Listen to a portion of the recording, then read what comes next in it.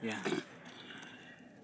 Members of the press, my name is Winston Ogwang, a candidate for the position of a General Secretary for the election which was held on 23rd May 2025.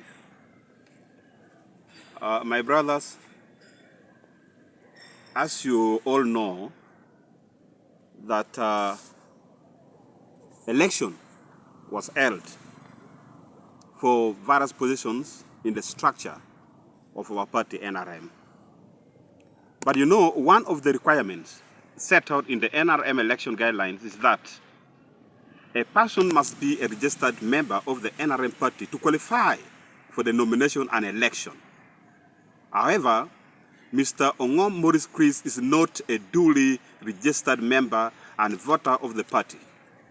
He has since gone ahead to declare this piece of information publicly to the press.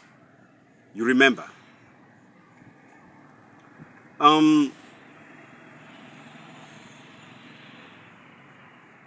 He was, to date, denied the expression of interest form even when he had already paid money for the expression of interest. My brother, all of you are aware that my brother, Dr. Maurice Chris Ongom, had an interest to contest for the position of a mayor for Lira City. He went to Electoral Commission to get nominated, but he was denied. To fortify and clarify this, Mr. Ongom non-membership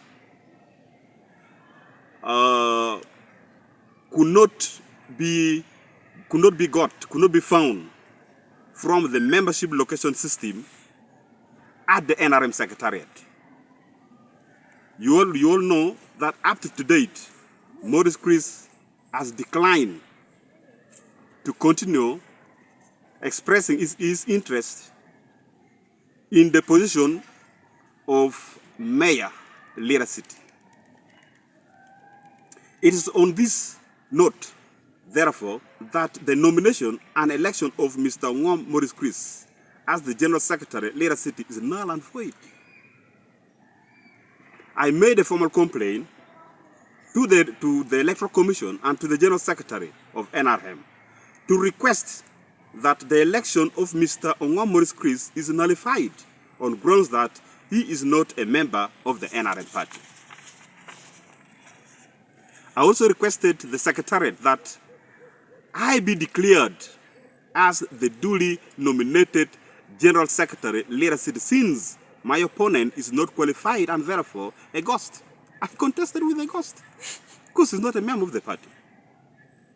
I further requested the General Secretary and the Chairperson Electoral Commission to provide any other remedy which they deem fit for the purpose of this case, to ensuring that peace prevail, to ensuring that transparency prevail, to ensuring that love and unity, and to ensuring that the interests of the voters, of members of NRM, is respected.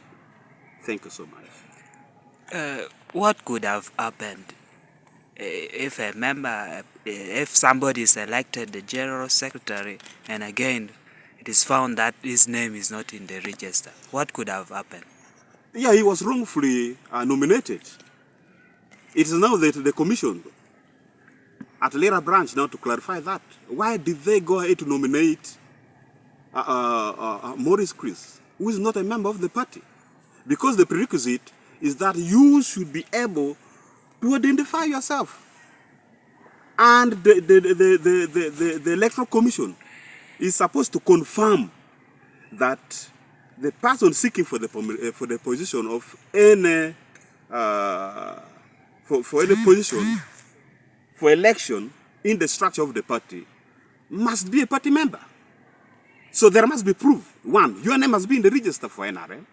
Two, you should be having a membership card, which you never had. So they should be in a position to answer. Why did they go ahead to wrongfully, fraudulently nominate Maurice Chris Ongom when he's not a member of the party? because it is clear that he went to Electoral Commission headquarters to seek for nomination for the position of mayor Lira City. But the membership location machine could not locate him in the NRM register. Yes. So, I would say the liability goes to both parties, to Maurice Crisongom and to the Electoral Commission for wrongfully, for fraudulently nominating a non-member of the party against the constitution of the NRM. Yes. So and I want to appeal that those who are working on behalf of the party at any branch should bear in mind what the constitution of NRM says. Chapter 2, Article 3, 4, 5, 6, 7 clearly defines who should be a member of the party, who should be nominated, who should be a candidate, who should be elected. But this was defined. Yes. what would be your advice to Maurice Chris? My advice to Maurice Chris, by the way, Maurice Chris is my friend and a brother. I advised him long time ago that for him to nominate himself, when I know very well that he knows the law, it's misleading, meaning he's not a man of integrity, so he cannot provide leadership. One most important trait of a leader is that you should be honest, you should be trustworthy, you should be a person of integrity. Yes. So it was a mistake for him to lie to the voters and to members of the party that he's a member of the party when he's not. So he should resign before maybe any legal action. Actually, I want to tell you, should this complaint not taken into consideration, I will be left with no option rather than taking legal option for the violators of my right, which in this case shall include the party and Maurice Crisongom himself. He will be held liably responsible for the mistake made. Okay. Yes.